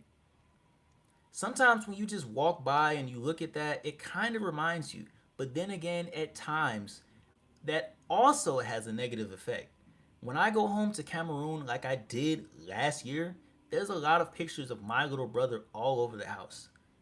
Yeah, man, like, nah, I feel you, man. It's, you gotta remember your loved ones, man.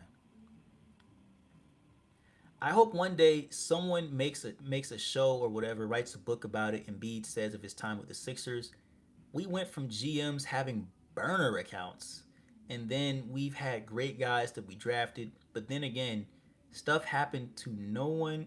Stuff happened that no one could ever figure it out. The drama, Sam Hinkie being kicked out, bringing in the Colangelos.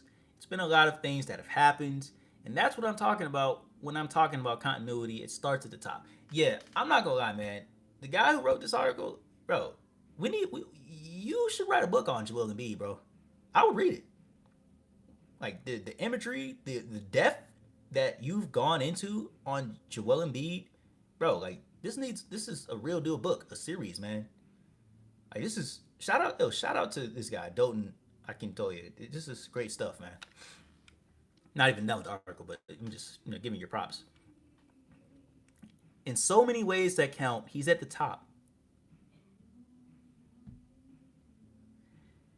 Through three front office regimes, three head coaches, a gallery of failed, too quickly aborted, or still emergent co stars, Ben Simmons, Jimmy Butler, James Harden, Tyrese Maxey, Embiid has been the Sixers' continuity, and the ways he has learned to carry or shirk that responsibility have shaped the 76ers in his image. Yeah, man. This like he's grown so much here, man. Embiid learned the game in a solitary way. Autodidact he was an autodidact who would watch Hakeem Olajuwon videos and replicate the moves. He blew self and his Kansas teammates away with the rapid evolution of his skills. One night before Kansas played Mexico, Embiid walked in with his laptop open. Look at this move, he said. I'm doing this tomorrow. He is a true basketball sicko. You love to see it. And he did. Embiid caught a botched lob pass on the break, backed down his defender on the low block, and left him frozen with a dream shake, finishing with an up and under reverse layup. Ooh, shouted the coach. Okay, see, nah, bro. See, this is the guy that wanted to be redshirted, bro. Nah, bro. You're not getting redshirted, man. You doing this? You're going to the NBA. When Hanlon and Embiid work on something new, Hanlon will demonstrate the move while Embiid circles him, asking questions and narrating what he's doing, what he's seeing. Show me again, show me again, show me again, Embiid says. Then I got it. That's dedication right there, man. That's real deal stuff. But the restless solitude in which he nurtured his talent is no use in leading a team. I never I never wanted to be a vocal leader, Embiid tells me. The way I was going to lead is my action when I get on the court, whether it's playing hard, carrying the team, doing whatever I have to do to put us into a position to win. That's how I always saw myself as leading. Wow, I'm not gonna lie. This isn't about me, but as a former athlete, I can relate to this because I remember in high school being told these same things. Someone who led by example, someone who needs to be more vocal. All right, let's get back to Embiid. His first NBA head coach, Brett Brown, tried to steer Embiid toward the example of another quiet by nature big man, Tim Duncan. But Duncan had the organization of the Spurs around him. Exactly. Embiid had the process and all its attendant chaos, and he had a Twitter account where he put on a persona at odds with who teammates and coaches encountered in private.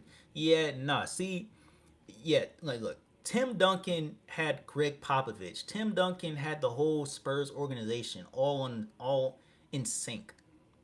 Joel Embiid didn't have that, man. Joel Embiid didn't have he didn't have a Greg Pop. He didn't have a Tony Parker, Mono Ginobili. He it's clear from this article that he has had a ton of people in the Sixers organization who was against him from the start, who didn't want to try to understand him or get to know him. He had a ton of people who didn't believe in him. Tim Duncan didn't have to deal with that.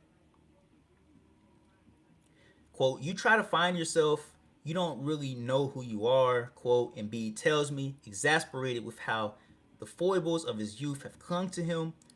Quote, I tried to become a little bit more serious because I felt like that was more me. The trolling part, which I still do, I couldn't keep up with it because that just wasn't me. Yeah, we definitely see that, man. Embiid's season and a half-long stint alongside Harden, with whom he grew close, accelerated Embiid's evolution as a leader.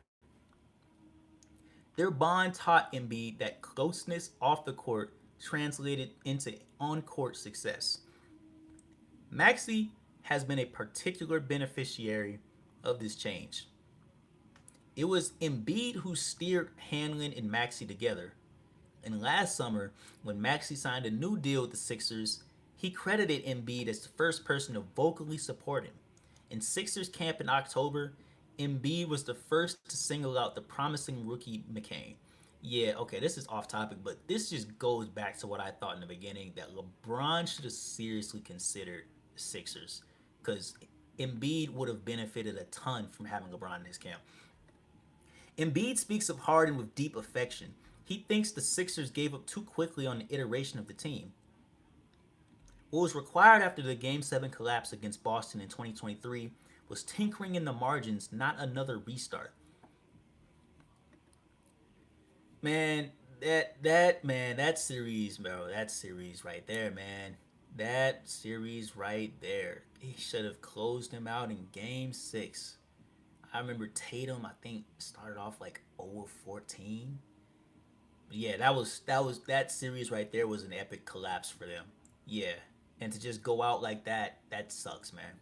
I kept going back to it. The continuity, Embiid says, when you feel like you have something instead of building upon it, you just start over, and that's been like that every single year. Yeah, just like that's just bad team building. Like constantly cycling through players. You did like yeah, I totally agree. Like you got to give it a chance a little bit. You got to give them a chance to build chemistry, to mesh. You know what I mean? And they didn't have that. So I totally understand. And they did the same thing with Jimmy Butler. I mean, yeah, they had he had continuity with Ben Simmons, but that just didn't work out. Lack of continuity is more than just an organizational gripe for Embiid. It has been a feature of his life since he committed himself to basketball as a teenager. And with the Sixers, the departures are partly of his own making. He refuses to exert himself over personnel decisions, only to later complain about them.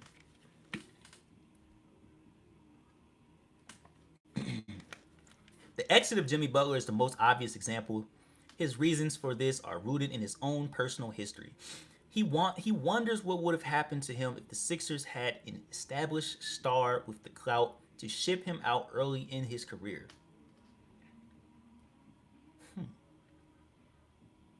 He wonders what would have happened to him if the Sixers had an established star with the clout to ship him out early in his career. Okay, I take that back.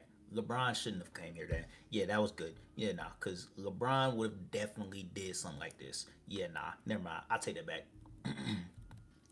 I always told myself I will never be responsible for someone losing their job, someone getting traded, someone getting fired. Embiid says, don't ask me about it. Don't ask me about if we should sign and if we should trade anyone.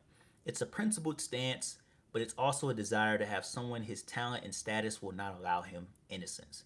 When Embiid plays his latest sports video game obsession, MLB The Show, he trades and trades until his team is invulnerable. Only then does he play, securing in make believe what he cannot in life, a guarantee against his doubts, his silence, his bad luck, and his frailty, his complicity. See, yeah, I feel like when you're the alpha dog, when you're that star guy, after a certain point, you got to make your point known. You got to say something, man. You know, you gotta exercise some of that power, man.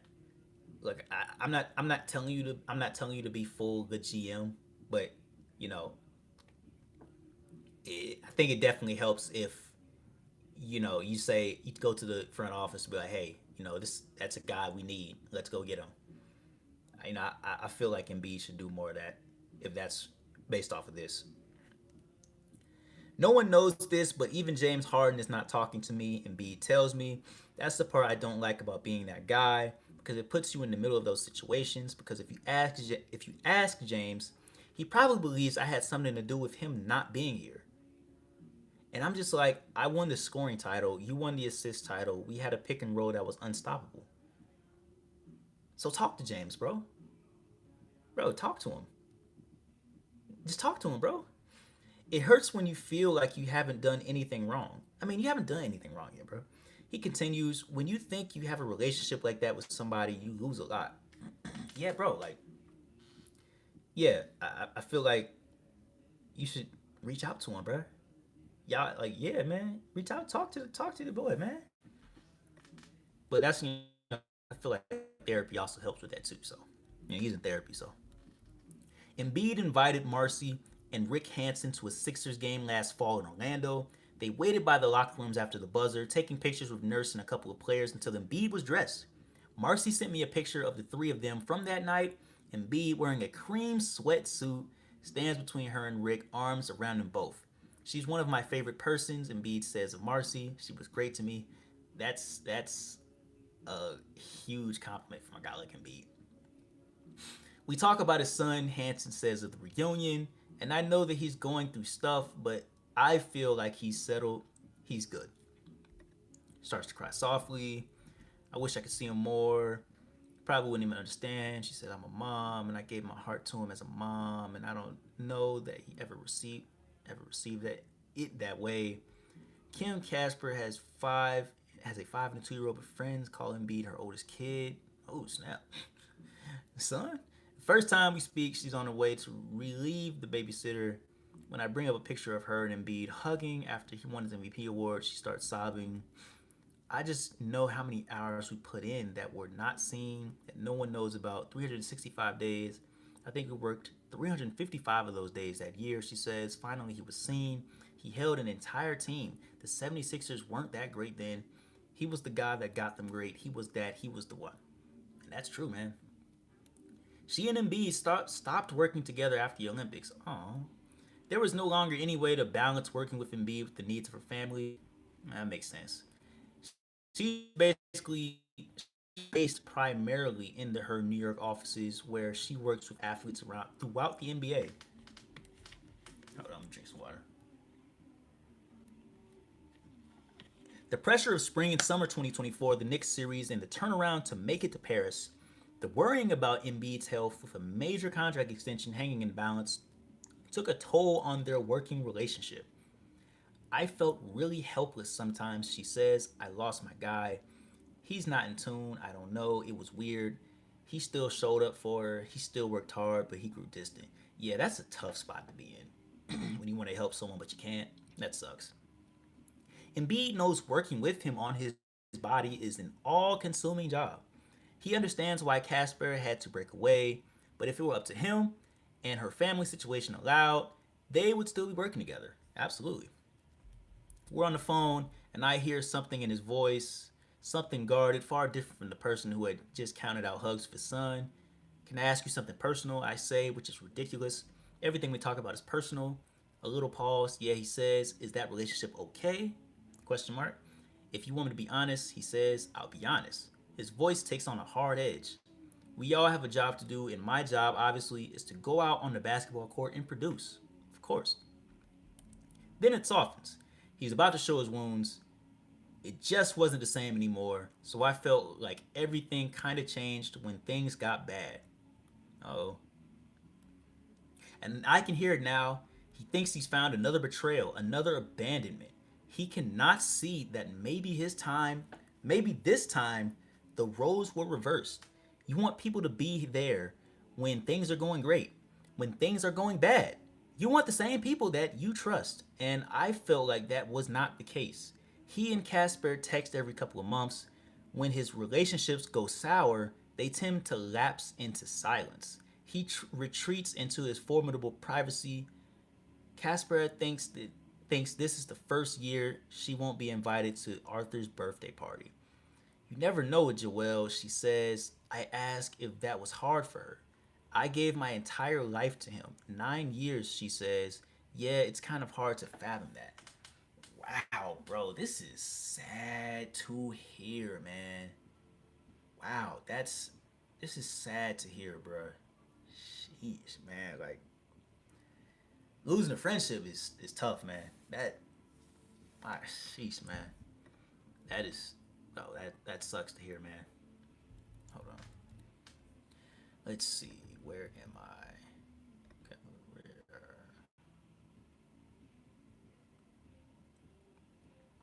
okay. Hold on one second, y'all. Hold on one second. Hold on one second. Hold on one second, y'all. Hold on one second. We gonna get back to it. Okay. When Embiid and I speak for the final time in late June, he tells me he's making some changes this offseason. We're not going to push anything, he says. For my whole career, I feel like we never took that approach. A week before, Maury had said he was hopeful Embiid would be back in time for training camp in September. We don't have a timeline, Embiid tells me. Hopefully sooner rather than later. Okay. I ask if the organization supports his new patient approach. Quote, I don't know how they feel. The only thing I'd say is this is a business, Embiid tells me. It's all about the results. If I come back early enough and I'm still not myself, guess what? You're not winning any games. And that's totally true. Because if Embiid is not there at the start of the season, they might win 25, 24 games again. Embiid, who says the only stain on his career is being ringless, spent the postseason a picture of thwarted desire, too pained to watch any games, too pained not to pour over the box scores. I wanted nothing to do with the playoffs, he says. Because of rehab, he hasn't stepped on a court. He resorted to texting his friend and Pacers star Tyrese Halliburton to offer encouragement during Indiana's run to the finals. That's cool, man. That's dope. And honestly, I forgot.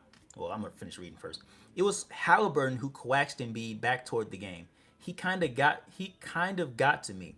He kept trying to convince me to watch, Embiid says. He tuned in to see Halliburton close out the Knicks in the Eastern Conference Finals. Oh yeah, I know Embiid loved watching that part. He ignored the finals too until the lure of game 7 proved irresistible. Man, that's tough, Embiid. Damn. When Halliburton went down with about 5 minutes left in the first quarter, his right Achilles torn, Embiid turned the game off in disgust. Unbelievable, he says. I kinda shed a tear. Bro, first thing first, I didn't realize that him and Hallie were friends, but I can understand a guy like him not wanting to watch the NBA playoffs because like what he's saying is true. Like all the only thing he needs on his resume is an NBA title. If the Sixers win the NBA title or win the championship, he gets a title. There's nothing else you can say about him other than like yeah, even though he won, I wish we got to see more of him with because he had so many injuries. But you know, I guess many people will be like, yeah, he was another great superstar who just couldn't win the title. That's what it's looking like for most, from the eyes of most people. We're talking regret. Still in his high curtain piano room. By now it's early evening. The light is starting to dim. I wish I had someone that could have told me. Embiid starts to say, when you're young. He stops, swerves into a surprising confession, unsolicited. He showed up late to the arena the night he scored 70.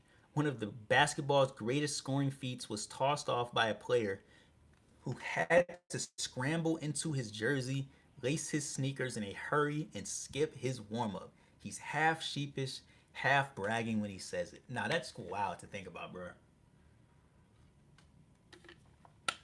Like you get in late, you couldn't warm up the way you want to, but then you still bust out 70. Bro, that's how you know you're him, man.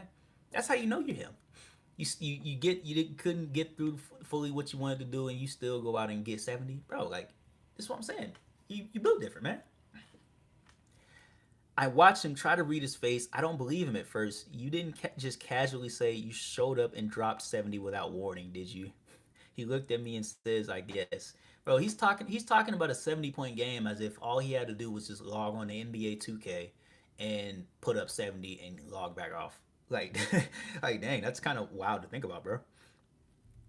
And for a second, I can't tell, hours into talking to him, months into looking at him, whether this is one of his tests of my cred- credulity. But his smile starts to tell slow and sly until it cracks into laughter, and I know he's serious. He takes me on a sentimental journey, one with familiar steps. First, he fesses up. That's not the right approach. The right approach would be to come in, get your lift in. Then manages just about to look himself in the eye. Quote, when I was younger, I still took care of myself, but not enough. He takes a breathless step forward, near to the dark heart of it, the narrative that buttresses all the others. What if Joel did this to himself? What if he's to blame? Quote, I don't know if that could have played a role in some of the injuries I've had. Self sabotage is crazy, bro. Before retreating into safety, consolation, how do you stop someone elbowing you in the face? He asks. How do you stop someone falling on your knee? You can't stop that. And it happened. A meniscus tear. Because someone fell on your knee. It doesn't matter what type of preparation you do. Yeah, that's what sucks about sports, man. Sometimes like you could just do everything right and it just still falls short. That's not just sports, it's life.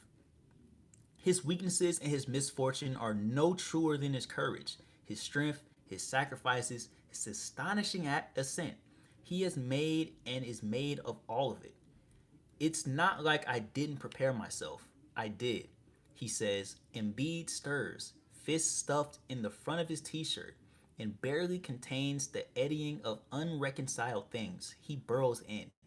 There's no place in him safer than this, no narrative more perceptive or elaborately justifying. He's taking his long view, how far he's come, how much it's cost, and how much he's done. The miracle of it. Because if I didn't prepare myself and I didn't work hard, there's no way you start playing at 16 and you get to this level. It's impossible. I don't care what anyone says. And you know the rest. Wow, bro. Wow, man. That was incredible, man.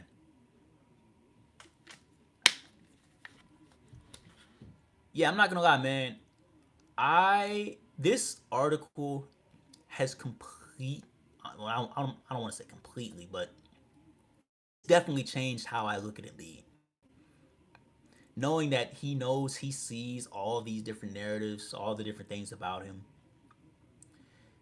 and you know, and the effect that it has on him.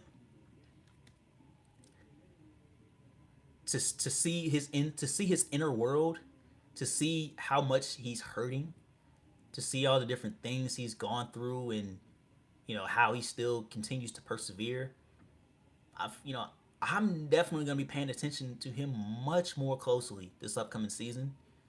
Cause man, you know, you can only imagine, you can only wonder just how much better things would be if the Sixers organization supported him more earlier on when dealing with so many injuries. You can only imagine how things would look if you know they trust they showed to be more trustworthy in his eyes and didn't try to immediately write him off. Like this is a true deep dive into Joel Embiid's world, and I really enjoyed it, man. Man, this is incredible stuff, bro. We do not really get to see these type of deep dives into different people like this, bro. But just just to find out like how how abandoned he is from people, how he has so many trust issues, you know, like bro, almost 10,000 unread messages, dog. That's that's crazy, bro. Almost 10,000 unread messages, almost 1,000 missed calls. I'm like, man, I'm like bro, that's someone that's hurting, man. It also just says like you just gotta check up on your check up on your friends, check up on your family, man. You know, I hope Embiid improves, man, mentally, physically, spiritually, emotionally. But bro, man, that was a lot, man. Also, I've said it multiple times before, but Doden Akintoye, great article, bro. This was an amazing read. Probably the longest article I've ever read, but it's cool. This was not a single word wasted. I loved it, man. If you've watched the stream, if you've watched all this time, love you. I appreciate it. Thank you for watching. Comment what you think about about this article. Joel Embiid sees you on ESPN. I also have it linked in the description after this video, after the live too. Comment your thoughts on anything I said. Comment your thoughts on Joel Embiid. Comment how you feel. Comment your thoughts on how you feel about Joel Embiid now. Has this deep dive, has it changed how you look at Joel Embiid? Will you be paying more closely to Joel Embiid and the Philadelphia 76ers this upcoming year? And yeah, man, feel free to chime in as much as you want. If you like the video, like the video. Subscribe for more NBA content like this. Subscribe for more lives. This is my first time going live on YouTube ever, and I feel like this was a success. I'm gonna continue. I'm gonna continue to do it if I feel it depends. We'll see. But yeah, man, I love y'all. Appreciate y'all chiming in, tuning in, liking, subscribing. I appreciate it. And yeah, man. See, peace.